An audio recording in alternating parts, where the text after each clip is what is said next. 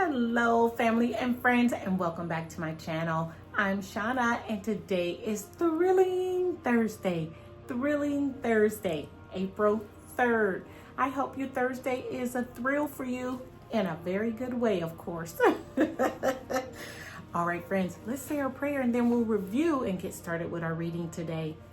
Lord, thank you for every single soul who can hear my voice. Please give us wisdom, knowledge, and understanding to gain some insight and inspiration from your text. We pray for everyone they know and love and their entire situation because you know exactly what it is. In Jesus' precious name, amen.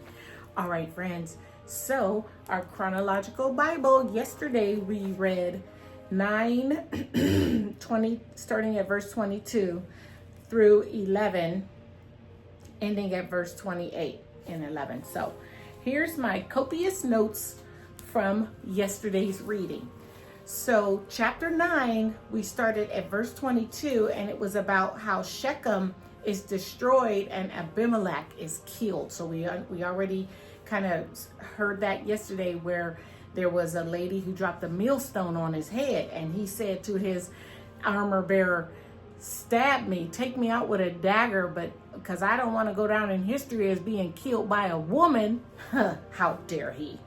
So Abimelech, he ruled over Israel for 3 years, but God sent an evil spirit to trouble the relationship between Abimelech and the men of Shechem. Because remember, Abimelech had a covenant with the men of Shechem, and it involved a money payoff, and they agreed to appoint him as king. So sometime during that 3 years, they started, changing the way they felt about each other.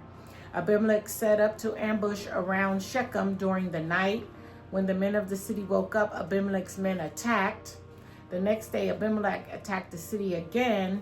The last stronghold in the city was known as the Tower of Shechem, and the leaders retreated there. As a last result, Abimelech set the tower on fire, and it killed 1,000 men and a woman inside. A woman in the tower threw a millstone on him and crushed his skull as he was dying, and I already said that. Thus God returned the evil of Abimelech, which he committed against his father in killing his 70 brothers. So Abimelech there got a bit of karma, as they say. What goes around comes around. Be careful of the stone you roll. It might roll over and crush you. All right, now that takes us to chapter 10. So my notes for chapter 10, we met Tola, the 7th judge of Israel. After Abimelech died, Tola judged Israel for 23 years. So he was there for quite a bit of time. Tola was from the tribe of Issachar. And then we also met Jair, the 8th judge of Israel. After Tola, Jair judged Israel for 22 years. He had 30 sons who rode on 30 donkeys and had 30 cities. That might come up to play later. That might be some interest. The Israelites turned away from God again. The Israelites stopped worshiping God and devoted themselves to worship idols and pagan nations around them. God was angry with them and allowed the Philistines and the Amorites to oppress them. The Amorites also made war with the Israelites in Judah. The Israelites cried out to God, confessing their sins and asking for help, but God didn't listen this time. I like how the Lord said, "No, ask your idols for help. Stop asking me for help." He told them to direct their pleas to their idols and see if that would help. I love it. In penance, the people got rid of all their idols and started worshiping God again. And then God's heart softened towards them until he could no longer endure their misery. And the chapter ends with Israel's enemies preparing for battle in Gilead, and the people of Israel searching for a man to lead their army against the Amorites. So again, the cycle of sin continues. All right, and then it ended. Our last chapter we read yesterday was 11, but we only read through till verse 28. So Jephthah is called to lead Israel. Jephthah was a man from Gilead, and he was a mighty warrior, but he had been kicked out of his homeland because he was the son of a prostitute. He lived in the land of Tob and made friends with worthless fellows. But when the Amorites made war with Israel, the men of Gilead begged him to come and lead their army. And we talked about that a little bit. Isn't that funny how he's no good now when things are going fine for them, and they cast him out of the land saying, oh, you're born of a prostitute. You're not from my mom and my dad. And then when they need his help, they send for him. And so Jephthah sends messengers to the Amorite king telling him that, you better leave my people alone or we're going to come and get you. So that's pretty much where we left off yesterday, according to my copious notes and review. All right, my friends. So today we start at Judges chapter 11, verse 29. So we're starting at verse 29.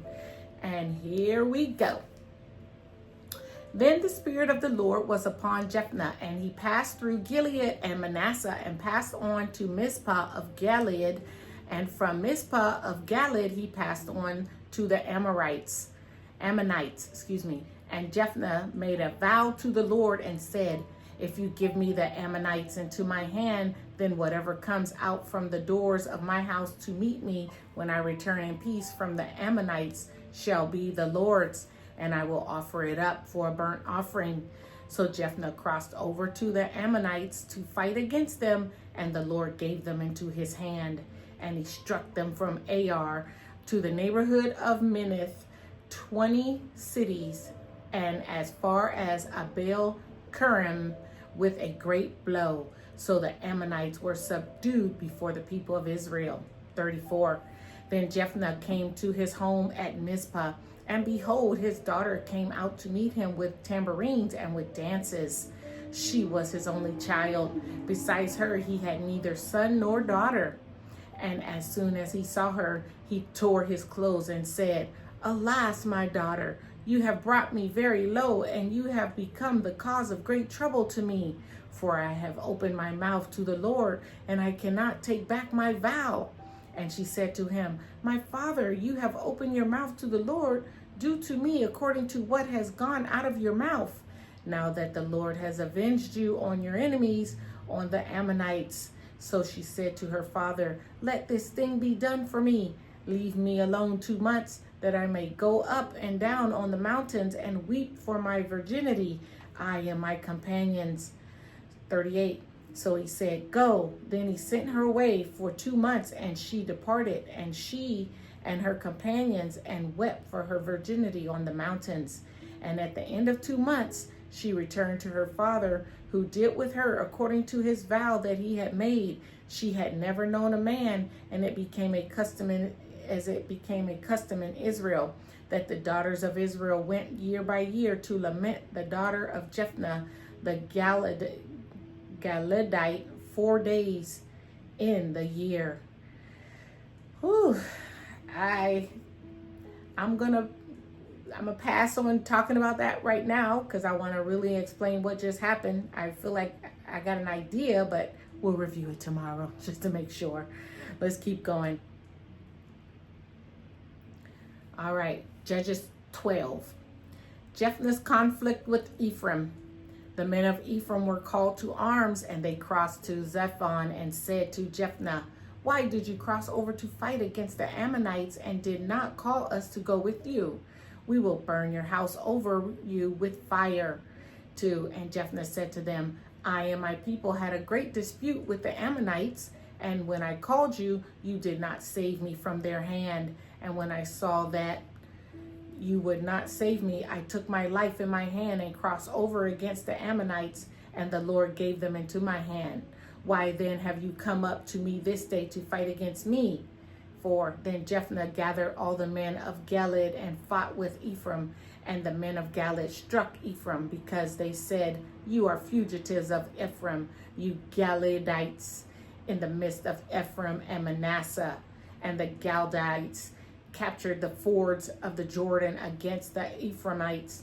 And when any of the fugitive of Ephraim said, let me go over, the men of Gilead said to him, are you an Ephraimite? When he said no, they said to him, they say Shibboleth, and he said Sibboleth, for he could not pronounce it right. Now I don't feel so bad. Then they seized him and slaughtered him at the fords of the Jordan. At that time, 42,000 of the Ephraimites fell.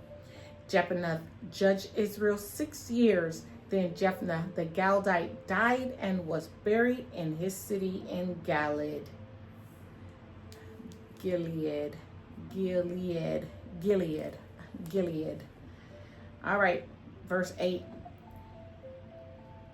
After him, Abizan of Bethlehem judged Israel. He had 30 sons and 30 daughters he gave in marriage outside his clan, and 30 daughters he brought in from outside for his sons, and he judged Israel 7 years. Then Abizan died and was buried at Bethlehem. After him, Elon the Zebulonite judged Israel, and he judged Israel 10 years. Then Elon the Zebulonite died and was buried at Aljon in the land of Zebulun. 13. After him, Abdon the son of Heliel the Perionite judged Israel. He had 40 sons and 30 grandsons who rode on 70 donkeys, and he judged Israel 8 years. Then Abdon the son of Heliel the Perithite died and was buried at Pirathon in the land of Ephraim in the hill country of the Amalekites. All right, friends. Hey, I'm trying my best with these words today. They're tripping me up. Some of them I should definitely know by now because the tribes keep coming up, but they keep putting that ites on the end of everything, slipping my tongue around. All right. Judges chapter 13. The birth of Samson. Aw, I remember Samson from my Bible stories. And the people of Israel again did what was evil in the sight of the Lord. So the Lord gave them into the hands of the Philistines for 40 years. 40 years of oppression. There was a certain man of Zorah of the tribes of Danites, whose name was Manoah, and his wife was barren and had no children. And the angel of the Lord appeared to the woman and said to her, Behold, you are barren and have not borne children, but you shall conceive and bear a son. Therefore be careful and drink no wine or strong drink, and eat nothing unclean. For behold, you shall conceive and bear a son. No razor shall come upon his head, for the child shall be a Nazarene to God from the womb, and he shall begin to save Israel from the hands of the Philistines. 6. Then the woman came and told her husband, A man of God came to me, and his appearance was like the appearance of an angel of God, very awesome. I did not ask him where he was from, and he did not tell me his name, but he said to me, Behold, you shall conceive and bear a son. So then drink no wine or strong drink, and eat nothing unclean, for the child shall be a Nazarite to God from the womb to the day of his death. Wow, so it's kind of like the angel of the Lord coming to Mary, telling Mary she's gonna bear the Son of God. She's gonna give birth to Jesus. But before that happened, an angel of the Lord came to Samson's mother, Zorah. A certain man of, the man is of Zorah from the tribe. Did they ever say the woman's name? Manoah, whose name was Manoah, and his wife, Danites. Oh, well, we'll keep going. I was just trying to figure out what was her name, but it just kept saying a woman. So, all right. Let me not try to figure it out and read at the same time. Verse 8, I believe we were on. Then Manoah prayed to the Lord and said, O Lord, please let the man of God whom you sent come again to us and teach us what we are to do with the child who will be born. And God listened to the voice of Manoah, and the angel of God came again to the woman as she sat in the field. But Manoah, her husband, was not with her. So Manoah is the husband. But I'm trying to see, do they ever name the woman? They're just calling her a woman, but she don't have a name. Okay.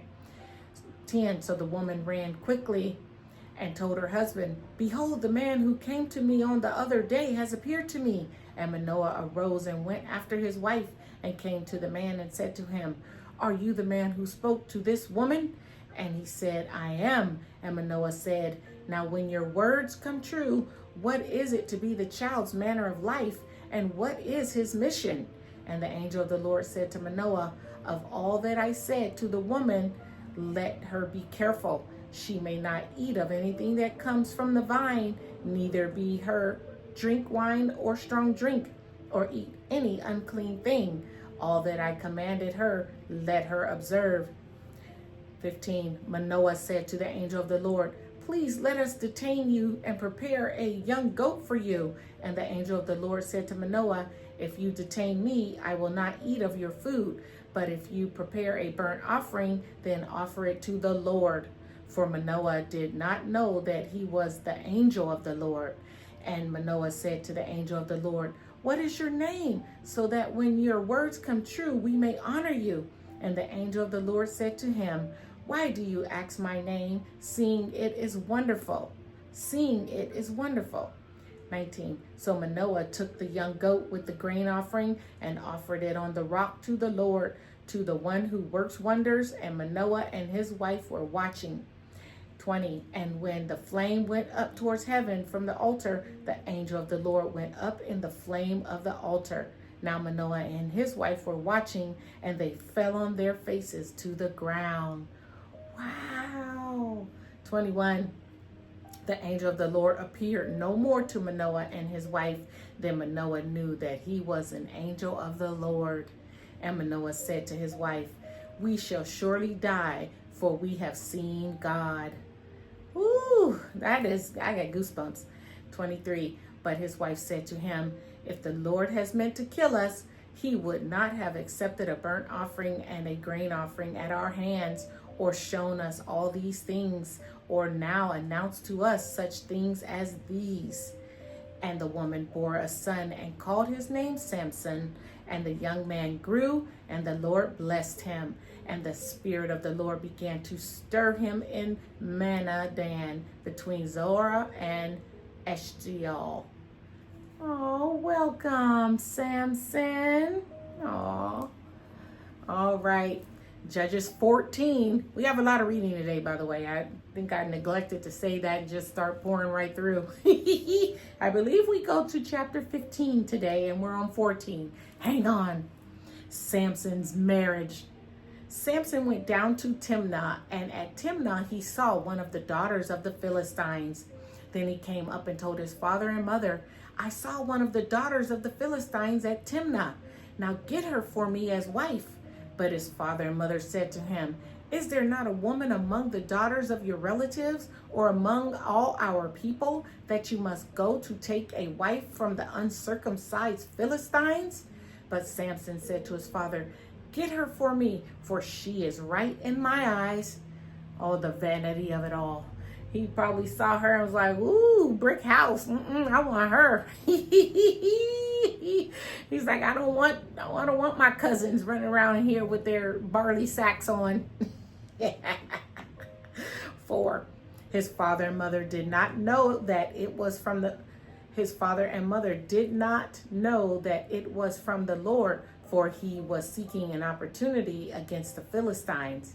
At that time, the Philistines ruled over Israel. 5. Then Samson went down with his father and mother to Timnah, and they came to the vineyards of Timnah. And behold, a young lion came towards them, roaring. 6. Then the Spirit of the Lord rushed upon him, and although he had nothing in his hand, he tore the lion in pieces as one tears a young goat. But he did not tell his father or his mother what he had done. Then he went down and talked with the woman, and she was right in Samson's eyes. 8. After some days he returned to take her, and he turned aside to see the carcass of the lion, and behold, there was a swarm of bees in the body of the lion and honey. He scraped it out unto his hands and went on, eating as he went. And he came to his father and mother and gave some to them, and they ate. But he did not tell them that he had scraped the honey from the carcass of the lion. 10. His father went down to the woman, and Samson prepared a feast there, for so the young men used to do. 11. As soon as the people saw him, they brought 30 companions to be with him. And Samson said to them, Let me now put a riddle to you. If you can tell me what it is within the 7 days of the feast and find it out, then I will give you 30 linen garments and 30 changes of clothes. But if you cannot tell me what it is, then you shall give me 30 linen garments and 30 changes of clothes. And they said to him, put your riddle that we may hear it. And he said to them, out of the eater came something to eat. Out of the strong came something sweet. And in 3 days they could not solve the riddle. On the 4th day they said to Samson's wife, entice your husband to tell us what the riddle is, lest we burn you and your father's house with fire. Have you invited us here to impoverish us? 16. And Samson's wife wept over him and said, you only hate me. You do not love me. You have put a riddle to my people, and you have not told me what it is. And he said to her, behold, I have not told my father nor my mother, and I shall tell you. 17. She wept before him the 7 days that their feast lasted. And on the 7th day he told her, because she pressed him hard. Then she told the riddle to her people. And the men of the city said to him on the 7th day before the sunset went down, what is sweeter than honey? What is stronger than a lion? And he said to them, if you have not plowed with my heifer, you would not have found out my riddle. 19. And the Spirit of the Lord rushed upon him, and he went down to Ashkelon and struck down 30 men of the town and took their spoil and gave the garments to those who had told the riddle. In hot anger, he went back to his father's house, and Samson's wife was given to his companion, who had been his best man.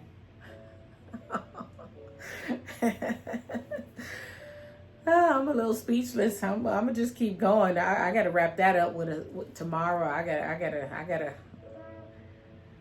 gotta eat some honey over that one. I gotta have some lemon honey and tea as I digest that.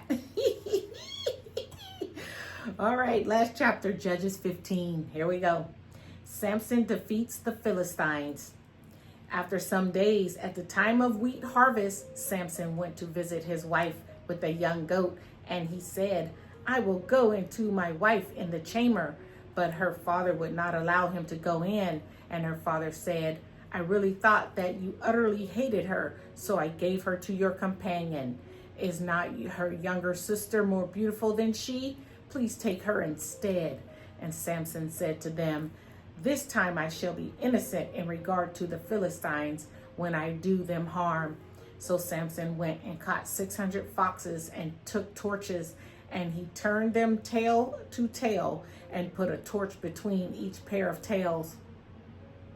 And when he had set fire on the torches, he let the foxes go into the standing grains of the Philistines and set fire to stack the grain and the standing grain, as well as the olive orchards. Then the Philistines said, who has done this? And they said, Samson, the son-in-law of the Timonite, because he had taken his wife and given her to his companion. And the Philistines came up and burned her and her father with fire. And Samson said to them, is this what you do? I swear I will be avenged on you, and after that I will quit. And he struck them hip and thigh with a great blow, and he went down and stayed in the cleft of the rock at Etam.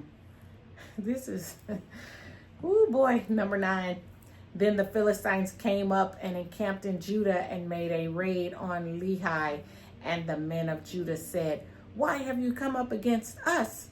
They said, we have come up to bind Samson, to do to him as he did to us. Then 3,000 men of Judah went down to the cleft of the rock at Etam and said to Samson, do you not know that the Philistines are rulers over us? What then is this that you have done to us? And he said to them, as they did to me, so I have done to them. And they said to him, we have come down to bind you, that we may give you into the hands of the Philistines. And Samson said to them, swear to me that you will not attack me yourselves.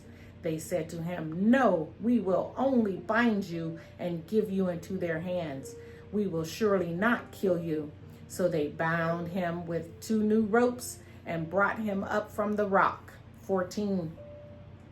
When he came to Lehi, the Philistines came shouting to meet him. Then the Spirit of the Lord rushed upon him, and the ropes that were on his arms became a flax that has caught fire, and his bonds melted off his hands. And he found a fresh jawbone of a donkey, and he put out his hand and took it, and with it he struck 1,000 men. And Samson said, "With the jawbone of a donkey, heads upon heaps, with the jawbone of a donkey, I have struck down 1,000 men." This is kind of funny, huh? 17. As soon as he had finished speaking, he threw away the jawbone out of his hand, and that place was called Ramah-Lehi. And he was very thirsty, and he called upon the Lord and said, "You have granted this great salvation by the hand of your servant. And shall I now die of thirst and fall into the hands of the uncircumcised?" And God split open the hollow place that is at Lehi, and water came out of it. And when he drank, his spirit returned, and he revived. Therefore the name of it was called En Harkor. It is at Lehi to this day. And he judged Israel in the days of the Philistines 20 years. Ooh, wow, that was a lot of reading, friends. So I'm gonna just let that marinate, and we can go ahead and get out of here. I don't have any church announcements today, so we'll just leave it at that, and I will digest this and come back with a very detailed summary, hopefully tomorrow. All right, you guys have a rest of your thrilling Thursday, and come back tomorrow for Fabulous Friday. All right, be blessed. Bye.